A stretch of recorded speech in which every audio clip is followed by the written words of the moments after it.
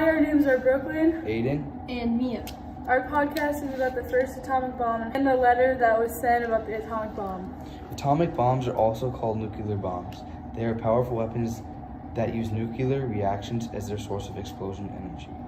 There's a letter written by Thomas Handy written to Carl Spaatz about the actions that were to be taken for the first atomic bomb.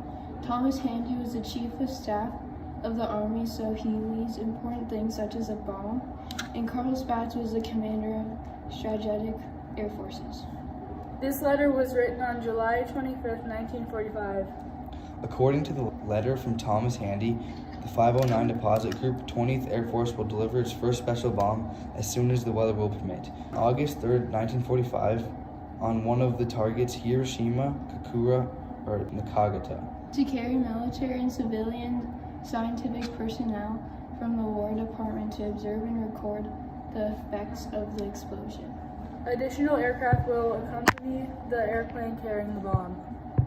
The planes of people who were observing would have to stay a distance away so that they wouldn't be affected by the impact of the bomb. In the letter, it stated that additional bombs would be delivered to the above targets as soon as made ready. Further instruction would be issued concerning targets other than those listed above. No communication on the other subject or release of information in the field without specific prior authority. The commander wanted absolutely no information to be leaked, not to anyone. The more secret the bomb was, the more likely it was to be a surprise as they planned. Thomas wanted any news stories to be sent to the War Department for special clearance, which meant that only certain people with high status would be able to see it. As he said in the letter, the foregoing directive is issued to you by direction and by approval of the Secretary of War and of the Chief of the USA. Thomas wanted the copies of the directive delivered personally to General MacArthur and Muriel Nimitz, and again wanted zero possibilities for the information to get out. And so they went through with it, and they stuck to the plan, and what might have been a good day in Japan turned dark. And so they dropped the first bombs from the airplane and they exploded. Just like that, almost 200,000 lives were lost from the bombs that were dropped. Before we decided that the atomic bombs were necessary in order to win the war, another letter was delivered to the President of the United States. It wasn't only a letter, it was a petition written by many scientists advising the president not to use the bombs unless found absolutely necessary. The scientists did agree that the bombs would be an effective way to win, but the aftermath would be terrible. And because of the fact that these scientists spent countless hours working on these atomic bombs, we should have spent some time listening to them. The scientists offered the idea to make Japan aware of the situation and give them a chance to surrender, but if they still refused, then that would be the correct time to use the bombs.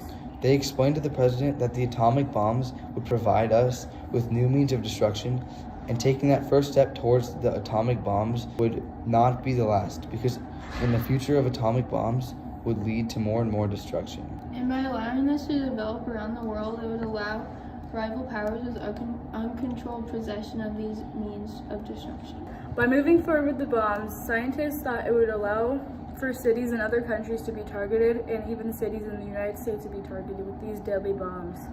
The scientists told the president that because of the lead they had with the bombs, they should also have some restraint, and if they were to violate, they would risk their moral positioning being weakened in the eyes of the world.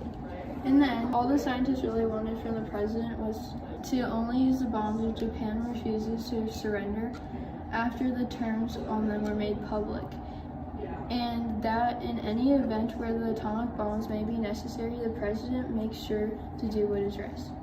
The atomic bomb has ended many lives since its creation during World War II. The atomic bomb was created to help us win the war.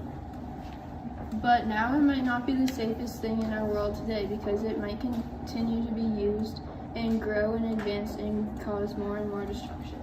The number of lives that were lost should have been considered before any use of the atomic bombs. And this concludes our podcast on atomic bombs. Thank you for listening.